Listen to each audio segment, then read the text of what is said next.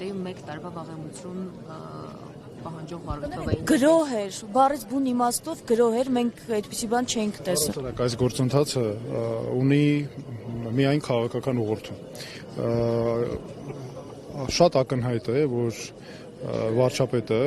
քաղաքական ուղղորդումով, քաղաքական հրահանգներով ուղղորդում է իրավապահ մարմինների գործողությունները եւ դա անթաքույց դա ցույց է տալիս եւ բնականաբար սրանք իրավական գործընթացներ կոչելն ընդհանրապես շատ դժվար է, որովհետեւ դրանք ընդամենը իրավական այսպես շղարշով են, բայց իրականում զրթապաճառները ամբողջովին քաղաքական են եւ դուք ճիշտ մատնանշեցիք, հիմա եթե խոսքը գնում է օրինակ 2024 թվականի ելույթի կամ հարցազրույցի մասին, ակնհայտ հարց է չէ առաջանում, բա միջև այդ ինչու վարույթ չէր նախաձեռնում, առավել եւս հիմքեր չեն գտել վարույթ նախաձեռնելու եւ ինչու դա համընկավ գործադիր իշխանության ղեկավարի պաշտոն զբաղեցնող ՔՊ կուսակցության, այսինքն իշխող կուսակցության ղեկավարի քաղաքական դիրքորոշումների հետ։ Այս process-ն ընդհանրապես քաղաքական առումով եւ իրավական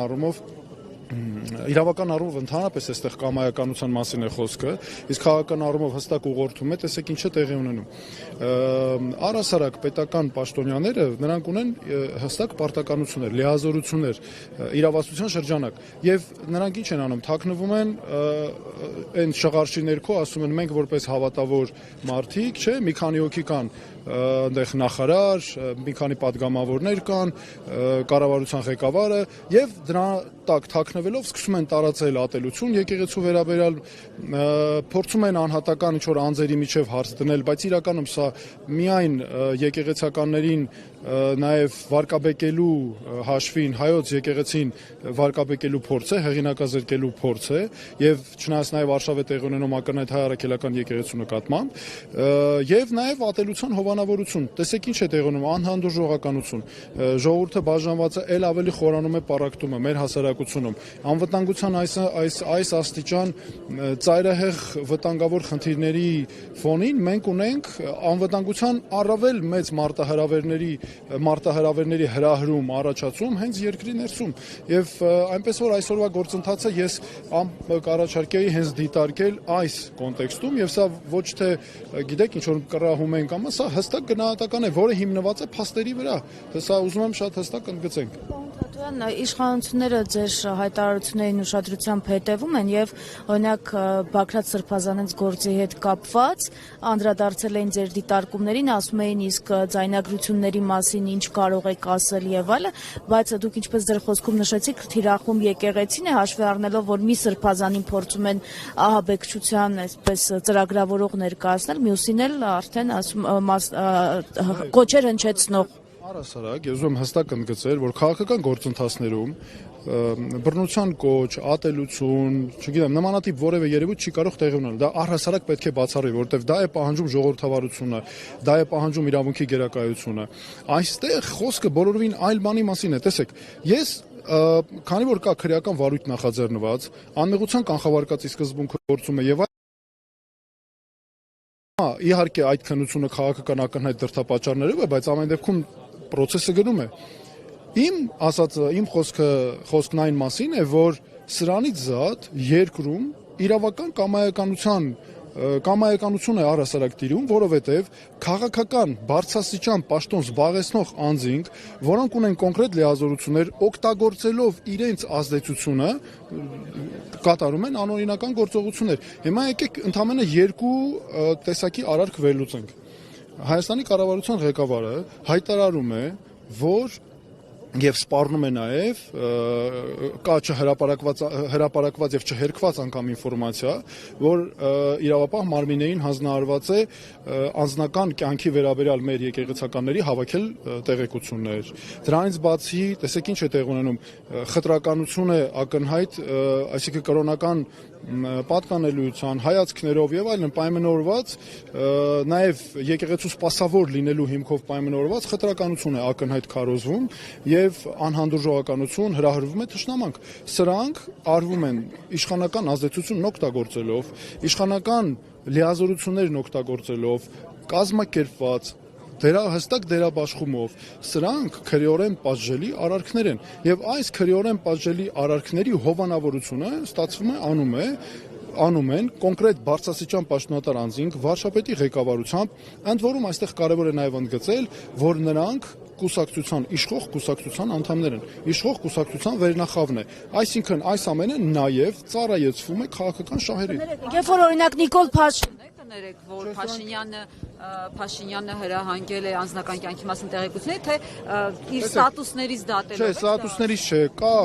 մասնավորապես երբ ինքը գնացել էր Երևանի պետական համալսարան հանդիպման, մասնակիցներից հրապարակել էին ինֆորմացիա, եւ ես դա հստակ լայնորեն հրապարակվել է, որ հանձնարարել է հատուկ մարմիններին, ինչպես այդ տեղեկությամբ է նշվում, հավաքել Ամենայն հայոց կաթողիկոսի անձնական կյանքի վերաբերյալ տեղեկություններ, եւ դա չի հերքվել, որ նման բան է եղել, որ ինքը նման բան է ասել։ Դրանից բացի ակնհայտ է, չէ, որ նա այդ ստատուսները գրելով դա ցույց է տալիս, որ ինքը ունի անձնական կյանքի վերաբերյալ տեղեկություններ, եւ ակնհայտ է, որ դա հատուկ հավաքագրվել է քաղաքական դիվիդենդներ ստանալու նպատակով ինչ որ մի պահի օգտագործելու համար, քաղաքական նպատակահարմարությունից ելնելով, սա շատ ակնհայտ է եւ սա ոչ թե փորձում ենք տողատակերում կարդալ, սա ակնհայտ ասում է դրա մասին։ Երբ որ 2016 թվականի ՊՊՑ գնդի իրադարձությունների ժամանակահատվածում զուգահեռ Խորենացի փողոցում Նիկոլ Փաշինյանը գոռում էր իշխանափոխություն հիմա հրաժարականներ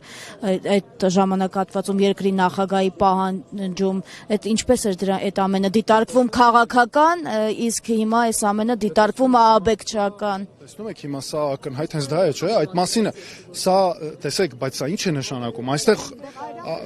Բայց սա ինչ է նշանակում։ Սա նշանակում է, որ այստեղ մենք գործ ունենք քաղաքական նպատակահարմարության հետ։ Իմ իշխանությունը այստեղ ամենագլխավոր նպատակը որն է, մոտիվացիան, պահպանել իշխանություն։ 1 օր ավել, 2 օր ավել, բայց պահպանել իշխանություն, քաղաքական իշխանություն։ Եվ դրա նպատակահարմարությունից ելնելով ասվում են հայտարարություններ։ Սա ակնհայտ է։ Նաև 2018 իրադարձությունների ժամանակ դուք մարդու իրավունքների պաշտպան էիք, Նիկոլ Փաշինյանը մտավ հանրային ռադիո։ Հիմա դա կարող ենք որակել որպես այսպես հեղաշրջում եւ այլը։ Այդ դեպքում ինչպես է ստացվում, որ մի ամբողջ թիմ, որը այդ ճանապարհով գնում էր, հիմա հանկարծ օրինակ իշխանափոխության մասին հայտարարությունները այլ կոնտեքստում է դիտարկում։ Տեսեք, ոչ միայն հիմա կատարվում են պաշտոնատար անձանց կողմից, որոնք ազգային ժողովում падգամավորի պաշտոն են զբաղեցնում, կառավարող խմբակցության անդամ են, նախարար են, եւ ամենակարևորը Հայաստանի վարչապետի պաշտոն են զբաղեցնում, կատարվում են քրեորեն պատժելի արարքներ, նրանց արարքներում ես արդեն մի քանիսը իմ կարծիքով ես որպես մասնագետ մի քանի առնվազն հանցակաց մենք այստեղ վերլուծեցինք անձնական կյանքի վերաբերյալ ապօրինի տվյալներ հավաքել, թշնամանք, անհանդուրժողականություն, խտրականություն հրահրել, լիազորությունները գերազանցել եւ այլն, այսինքն մենք կարող ենք այս ամենի հետևում կանգնած, բայց խնդիրն էլ որն է, որ կա միասնական քաղաքականություն, սա քաղաքականություն է։ Հիմա տեսեք, սա ինչու է շատ վտանգավոր մեր պետության համար, ոչ միայն սա խարխլում է մեր երկրի անվտանգությունը, մեր դարավոր սրբավայրերի պղծում է սա անհանդուրժողականություն է, սա նաև երկրում գործող իրավական ինստիտուտների կազմաքանդում է։ Տեսեք, յուրաքանչյուր երկրում մեր երկիրը հռչակված է մեր սահմանադրությամբ որպես ժողովրդավարի երկիր, չէ, իրավական պետություն։ Սա շատ կարևոր է։ Սա ինչ է նշանակում։ Այդ երկրում ամեն պաշտոնյա ունի կոնկրետ լիազորություններ։ Չի կարող պաշտոնյանը ասի, գիտես ինչ կա, ես հավատավոր եկեղեցու հավատավոր զավակ եմ, թաքնվի այդ արտահայտության տակ ու ամբողջ ելույթը հովանավորի դրանով ատելություն, տարածի ատելություն, անհանդուրժողականություն։ Իրենք հələ մի հատ վերցեք ուսումնասիրեք իրենց այդ ստատուսները, որ ամեն օր գրում են, չէ՞։ Դուք չեք գտնի գրեթե մի ստատուս, որը վիրավորանք չի պարունակում, ատելություն, հրահրում, սեռական հայհոյանքներ եւ այլն։ Սա ինչ է նշանակում։ Ամոթ է, գիտեք, սա ոչ միայն պետական պաշտոնյային ոչ հարիր է, սրանք սահմանադրությամբ եւ օրենքներով արգելված գործողություններ են։ Իմ ասածը հենց դա է, որ այստեղ նաեւ մեր պետականության հիմքերն են կազմաքանդվում այդ տեսանկյունից, որովհետև ոչնչացվում են իրավական ինստիտուտները։ Այսօր որևէ իրավական ինստիտուտ, ես կարող եմ ասել, չի գործում, որովհետև նրանք ունեն կոնկրետ լիազորություններ։ Հայաստանի կառավարության ղեկավարը չի կարող լինել միահեծան բռնապետի տեսքով։ Նրան այդ ինստիտուտները գոյություն ունեն նրան զսպելու համար։ Այդ ինստիտուտները ունեն իրավական այդ պաշտպանությունը, որպեսզի չենթարկվեն Փաշինյանի հրահանգի, որտեղ ազգային անվտանգության ծառայության տնօրենի հետ տեսանք ինչ եղավ։ Մակարդակով եւ մեր օրենքներով, այո, նրանք ունեն անկախության մի մասը անկախ է կառավարությունից, ունեն երաշխիքներ, բայց այսօրվա քաղաքական կարող են ասել համակարգը, իրավական համակարգը այնպես է, մենք այսօր ըստ էության ունենք կուսակցապետություն եւ անձնիշխանություն։ Սա է մեր այսօրվա գնահատականը եւ հետեւաբար սրանից է ամբողջը գալիս այդ բոլոր մարմինները ենթարկեցրել են, այսպես ասեմ, նրանց եւ տարբեր մեկը, չգիտեմ, ուղղակի այդպես ծառայում է, մեկը երևի իր համոզմունքներն է, որ հանգստի է ուղարկում, պատկերացրեք, մեկը որոշել է, որ չպիտի անի ու իրեն ուղարկել են հանգստի։ Հիմա այդ մյուսները տեսնեն, ինչ են անելու։ Իսկ ովքեր որ կատարել են այդ գործողությունները պետական պարգևի եւ պարգևավճարման են արժանացել։ Նորից եմ ասում, սա ի սկզբանե համակարգը, տեսեք, իրականում մենք այստեղ ինչը պետք է հաշվի առնենք։ Այստեղ ոչ թե գնում է պետականության ամրապնդում, մեր պետության հիմքերի, այլ գնում է համար մեկ խնդիրն է, ինչպես իշխանություն պահել։ Վերջ։ Եվ այդ տեսանկյունից պետք է ամբողջը նայել։ Հիմա տեսեք, անգամ այդ բառապաշարը, չէ՞, մենք այսօր միջազգային մամուլում խայտարակ ենք եղել։ Մեր պետությունը, չէ, Euronews եւ այլն ամոթ, չէ, մարդ ամաչում է, որ իր երկրի գործադիր իշխանության ղեկավարի, որ ըստ էության երկրի ղեկավարի լիազորություններ ունեցող պաշտոնը կամ այդ պաշտոնը կրող անձը նման բառապաշարով է խոսում, հետո որովհետեւ ամբողջ միջազգային մամուլը ծաղրում է Հայաստանի Հանրապետությանը։ Ես ամոթալի է սա ուղղակի։ Սրանից բացի, սա ոչ միայն մեր երկրի իմիջին է հարվածում, սա ոչ միայն մեր երկրի ժողովրդավարությանը, հեղինակությանն է հարվածում, սա քանդում է երկիրը ներսից, որովհետև մենք անվտանգության մարտահրավերներ որքան էլ որ ունենք, շարունակվում են դրանք, պառակտումը, անհանդուրժողականությունը, մարդկանց խմբերի բաժանելը, այս գործընթացը հիմա որտեղ լրացած այդ սև ու սպիտակի կատարելագործված հիմա բաժանում է տեղի ունենում։ Սա անվտանգության լրջագույն մարտահրավեր է,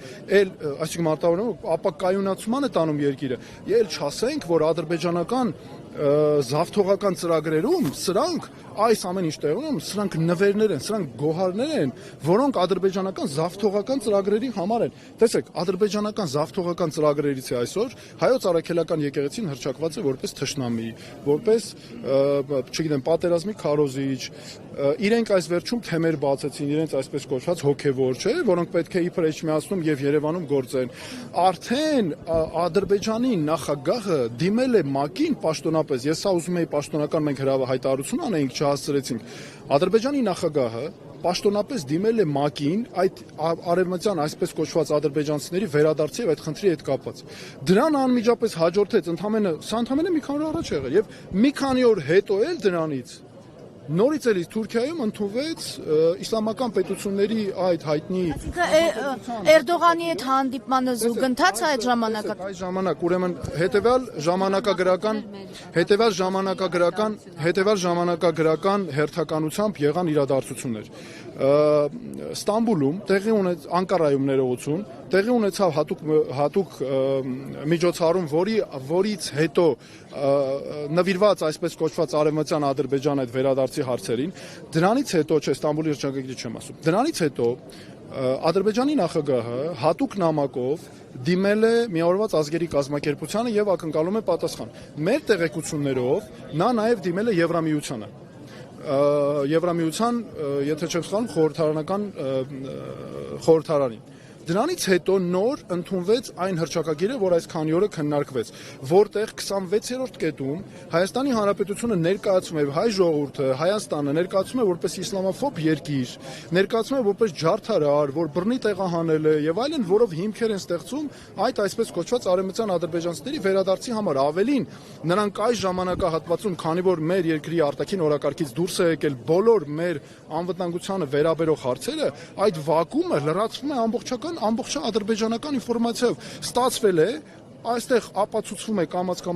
ինչ որ Ադրբեջանի իշխանությունները մեզ այդքան մեղադրում են։ Սա նաև նշանակում է, որ մեզ նախապատրաստում են հնարավոր իրենց բարենպաստ իրավիճակի դեպքում ագրեսիայի շատ հստակ հիմքեր, իսկ փաստական հիմքերը ապահովում են մեր գերիների դատավարությունով։ Նրանք այսօր հիմա այստեղ գնահատականները տալիս են, այնտեղ էլ այսպես կոչված փաստական հիմքերն են ապահովում։ Իրավական առումով ինչ կանխարգելիչ գործողություններ կարող է իրականացվել, արտգործնախարարությունը հայտարարություն տարածեց, բայց ամեն դեպքում եթե ՄԱԿ-ը դիմել Եթե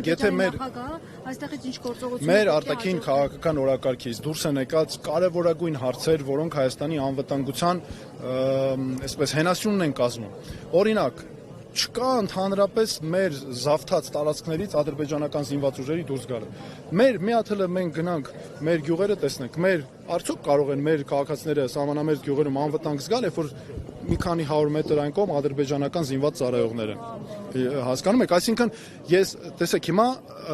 գանք նորից այս իրադարձություններին, որ տեղի ունենում։ Հիմա այսքան մարտահրավերների պայմաններում մենք պետք է լինենք փոխանակ միասնական, համախմբված, նույն նպատակին ծառայող, որտեղ մեզ բոլորիս սպառնում է մեկտեղ կենտրոնից հստակ եկող թուրքական, ադրբեջանական իշխանությունների կենտրոնից եկող վտանգ, իրական սպառնալիք, օրհասական սպառնալիք։ Մենք ինչ է այստեղ տեղի ունենում, թիրախավորված է հայաստանյան առաքելական Սուրբ եկեղեցին, եկեղեցականությունը, պարակտում են մարդկանց, քաղաքական դրդապատճառներով եւ այնինչ